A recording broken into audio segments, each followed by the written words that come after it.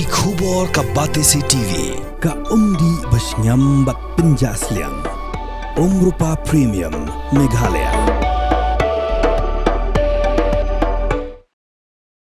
Palat khasa Hajar girang ba briu ki belayo pisah na skim ke bela Mang na ke bentaki Kynthei kata kelarki bahin yojana ke skim ke baka sarkar Maharashtra ke Mang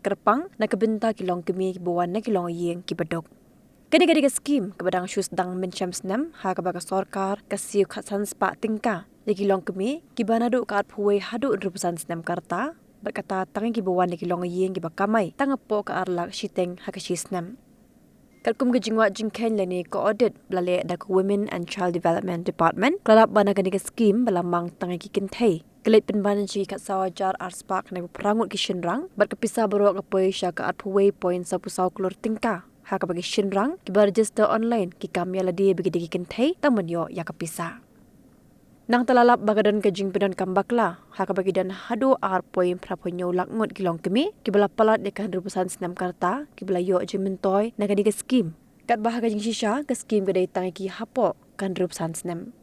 lalap rubikidan iwe point rupu Ngut kilong kemi ki bawan na kilong yeng ki baru spa ki bedan lagi jogi kali ki yo jimentoy na ke skim namar kini ke jingbam biang ha ke jingpen terekam ka sarkar ke duk nong hadu saus spa live way point hinyo klor tingka.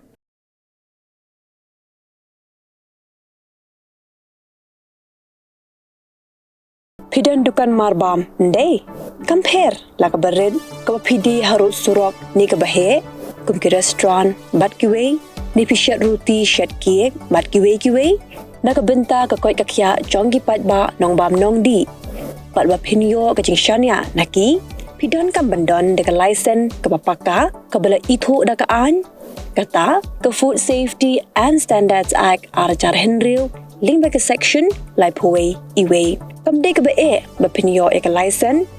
pila ban apply ko online link ba ko website foscas.fssai.gov.in da ko pi hap pan upload ru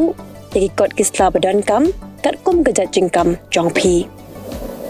pila ru banyak kendo ki designated officers lani food safety officers ke badan hak office terekam jongu lani ke district medical and health officer habro ke district ke badan Meghalaya latno tang is khasihers pila benlet bed chak office terekam jongki ka commissionerate of food safety ke badan halowa lachumya naka benta ka kot kakya kinong bam nong di lawan rasyapi daga commissionerate of food safety government of Meghalaya bat belakershan daga food safety and standards authority of India.